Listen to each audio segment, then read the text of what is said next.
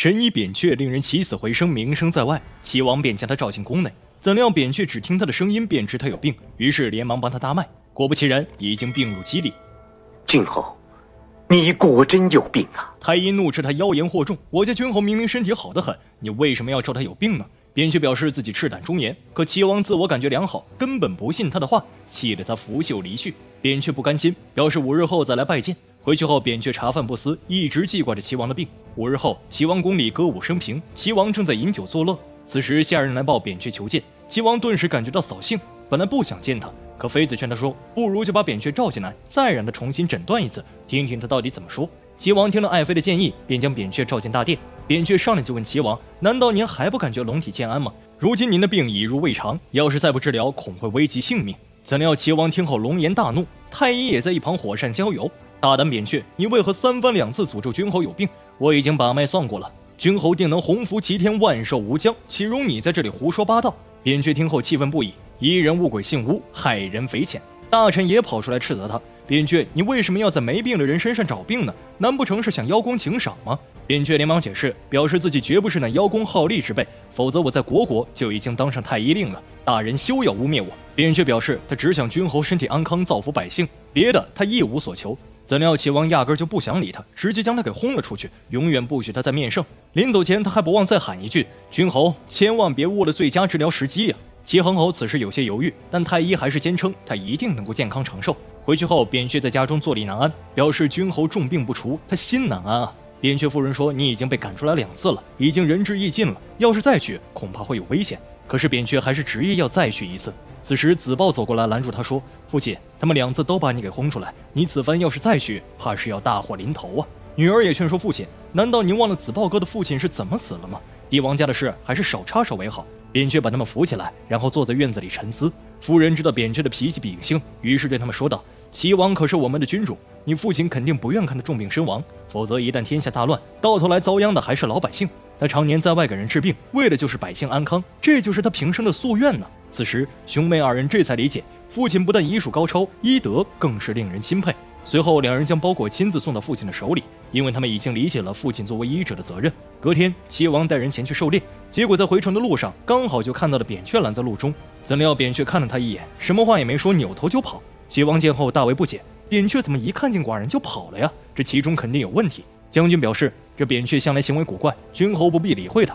可齐王认为其中必有隐情，于是命人前去把他追回来。将军很快就追上了扁鹊，他问道：“扁鹊，你前3次见到君侯，总是诅咒君侯有病，此次见到君侯，为何扭头便跑？”扁鹊随即解释道：“病在肌表，汤药可以医；在血脉，银针可以除；在肠胃，重药还能够挽回。可如今病已经入骨髓，就算是大罗神仙也已经回天乏术了。”怎料将军听后哈哈大笑，认为扁鹊是在胡说八道。君侯今早还出城打猎了，明明精神甚佳，休要再妖言惑众。说完就掉头回去禀告。怎料还没过几天，齐王就病重卧床不起。此时太医对妃子说道：“这都是扁鹊几次3番咒骂君侯有病所致的。”妃子哭着说：“老太医，还有什么灵丹妙药能救君侯吗？”太医说道：“要想君侯痊愈，必须得先杀了扁鹊。”另一边，夫人看到门外的官兵，知道肯定是出事了，于是赶紧让子豹和子雀快跑。如果在路上碰见父亲的话，叫他千万不要回来。兄妹2人就这样哭着拜别了母亲。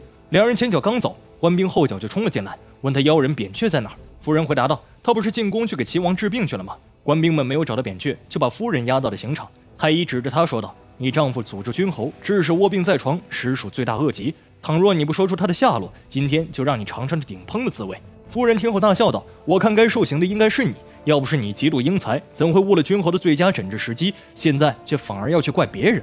我只希望我的夫君和孩子永远不要再回来。”子雀在逃跑的路上遇到了扁鹊，哭着对父亲说：“母亲已经被官兵抓走了，现在马上就要被他们煮了。”扁鹊听后愤怒不已，急着要去救夫人。子豹连忙走过来拦住他。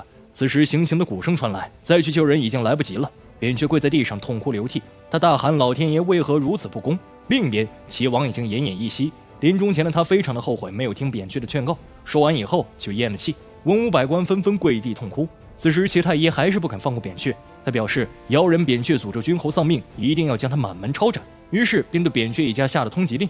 另一边，逃出升天的3人躲在一处山洞里，扁鹊因夫人的死伤心过度病倒了。子豹对他说：“父亲，听闻秦王礼贤下士，堪称贤德明君，很多能人异士都去了咸阳，接下来我们不妨就去秦国吧。”几人到了秦国后，就过起了平淡的日子。时间很快就过去了9年，子豹和子雀成婚后，生下了一个儿子。这天，子豹看到父亲又一夜没睡，规劝他快去休息。扁鹊说：“我自知时日无多，在我有生之年，想着尽全力补好被盗者的医书，要不然我怎么有脸去见我的恩师呢？如今巫医盛行，庸医当道，残害人命。我著作成内外经书，流传于世，也可以了却我的一桩心愿呢。”子雀对父亲说道：“以后外出诊治的话，让子豹去就可以了，您就在家好好休息吧。”子豹也说道：“前几日我外出看病，只用了1针就把病人给救活了，他们都喊我小神医呢。”怎料扁鹊听后不悦：“救活一个病人就敢称神医了吗？你要知道，医术可不是那么简单的。”此时小孙子走过来要找爷爷玩，母亲让他回去读药书，表示爷爷正忙着呢。可小孙子却说：“爷爷教我读的书，我全都会背了。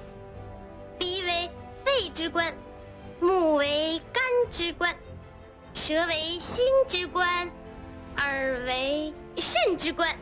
好了好了，你呀就会逞能。”扁鹊被小孙子逗得喜笑颜开，随后就带着小孙子上街玩去了。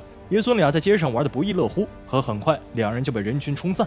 扁鹊一时找不到小孙子，却不知一辆马车正朝孩子袭来，差一点就撞到了他，而且车上的人还大骂他们好狗不挡道。扁鹊仔细一看，车上的人竟是多年前害死他夫人的齐国齐太医，以及盗走扁鹊医书的新生。两人看到扁鹊后，由于心虚，赶紧驱车离开。原来齐王驾崩后，两人就投靠了秦王，秦王将他们2人召进宫内。寡人听说神医扁鹊就在秦国，寡人想召他进宫做御医，不知2位意下如何呀？齐太医当即表示，这个扁鹊就是个妖人，当初齐王病重他都不肯医治，微臣看来，若将他召进宫，肯定是个祸害。可秦王听到的传闻可不是这样的，他听说扁鹊救活了国的公子，本来想为齐王治病的，结果却得不到他的信任，齐王这才一命呜呼的。看样子秦王心中已经有了决断。隔天，秦王就乔装打扮前来找扁鹊看病，怎料扁鹊把过脉后，表示对方啥病都没有，让他赶紧走。随从听后大怒，直接就说出了秦王的身份。百姓们听后全都吓得跪拜，只有扁鹊不肯为权势所低头。秦王说道：“没想到神医扁鹊果然名不虚传，寡人今日免你不拜。”秦王想请扁鹊进宫做御医，可却被扁鹊以上了年纪为理由拒绝了。得知扁鹊正在补写医书造福万民，他不禁感慨，神医的胸襟真是让人钦佩。